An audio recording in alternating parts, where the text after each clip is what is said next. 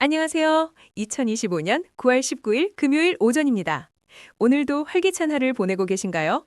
시장에 정말 뜨거운 소식들이 가득해서 저도 흥분되는데요. 간밤 미국 시장부터 오늘 한국 시장의 흐름과 투자 전략까지 함께 자세히 알아보겠습니다. 먼저 미국 증시 소식입니다.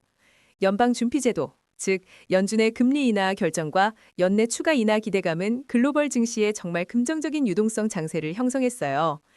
특히 미국에서는 다우, 나스닥, S&P 500, 러셀 2000 등 4대 주요 지수가 2021년 11월 이후 처음으로 동시에 사상 최고치를 경신하는 기록적인 흐름을 보였습니다. 경기 침체 없이 금리를 인하한다는 시장의 낙관적인 기대가 반영된 결과죠. 특히 중소형 기업 중심의 러셀 2000 지수가 크게 오르면서 투자 심리가 대형주를 넘어 중소형주로 확산될 가능성도 보여주고 있습니다. 반도체 시장에서는 정말 놀라운 소식이 전해졌어요. 엔비디아가 인텔에 무려 50억 달러를 투자하겠다는 소식이 전해지면서 인텔 주가가 22에서 30%까지 폭등했고 반도체 업계 전반에 큰 영향을 미쳤습니다. 엔비디아 역시 3.5% 상승했고요. 이는 AI 시대의 핵심인 반도체 산업의 지형 변화와 협력 강화 가능성을 시사하고 있습니다. ASML, 어플라이드 머티리얼즈, 램 리서치 등 반도체 장비주들도 강세를 보였어요.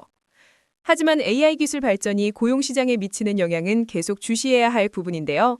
생산성 향상과 함께 일부 엔트리 레벨 직군에서는 채용 감소가 나타날 수 있다는 우려도 있어 금리 인하만으로는 해결하기 어려운 구조적 변화도 우리가 함께 고민해봐야 할 것 같습니다. 종목별로 살펴보면 엔비디아와 인텔의 동맹은 AI 인프라 공동 개발 및 차세대 PC 제품 개발에 큰 시너리를 낼 것으로 기대되고요. AI 시대의 리바이스로 불리는 팔란티어는 독점적인 온톨로지 기반의 경쟁력으로 AI 실행 플랫폼 시장을 선도하며 고객수 증가와 수익성 개선에 대한 기대감이 높습니다. 아이온큐 같은 양자 컴퓨팅 관련주도 장기적인 관점에서 주목할 만합니다.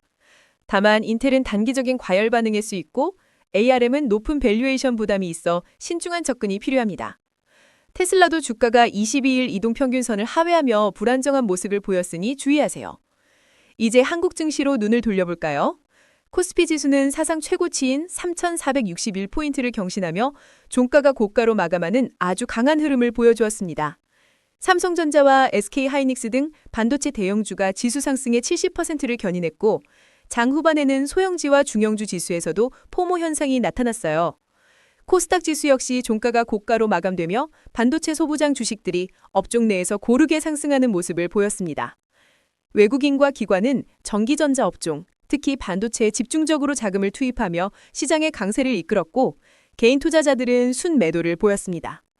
국내 정책 면에서도 긍정적인 소식이 있는데요.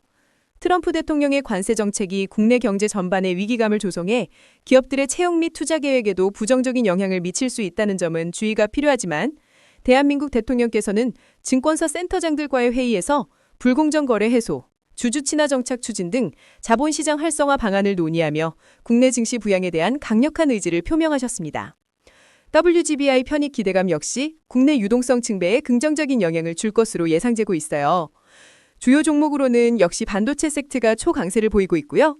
로봇주와 증권주, 그리고 중국 소비주들도 주목할 만합니다. 반면 자동차주는 관세 장벽 이슈로 시장의 강세 흐름에 합류하지 못하고 있는 상황이고 2차 전지는 현재 시장에서 다소 소외된 모습을 보이고 있습니다. 원달러 환율이 1,390원대에서 머물고 있는 점도 시장의 불안감을 가중시키는 요인이니 참고하시면 좋겠어요. 암호화폐 시장도 살펴보겠습니다.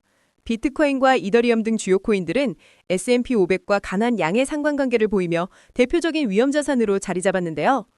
연준의 금리 인하 사이클 진입은 암호화폐 시장에 긍정적인 유동성 효과를 가져올 것으로 분석됩니다. 비트코인은 현재 11만 7천 달러 부근에서 기술적 강세 신호를 보이며 추가 상승 가능성을 열어두고 있고 이더리움 역시 장기적인 상승 잠재력이 크다는 전망이 우세합니다. 하지만 무실적 암호화폐 같은 고위험 자산에 대한 투자는 신중하게 접근해야 합니다. 마지막으로 현명한 투자 전략을 위한 리스크 관리 방안입니다. 현재 시장은 강세이지만 과열 논란도 있어 최소 20에서 30%의 현금 비중을 유지하며 보수적으로 접근하는 것을 권장합니다. 모든 투자에는 손절 라인을 명확히 설정하고 분할 매수 매도 전략을 활용하여 리스크를 분산하는 것이 중요해요. 오늘 알려드린 내용은 AI가 작성한 것으로 투자 추천이 아닌 참고용이라는 점 꼭 기억해 주세요. 더 많은 정보와 통찰력을 얻고 싶으시다면 구독과 좋아요, 알림 설정까지 잊지 마세요. 감사합니다.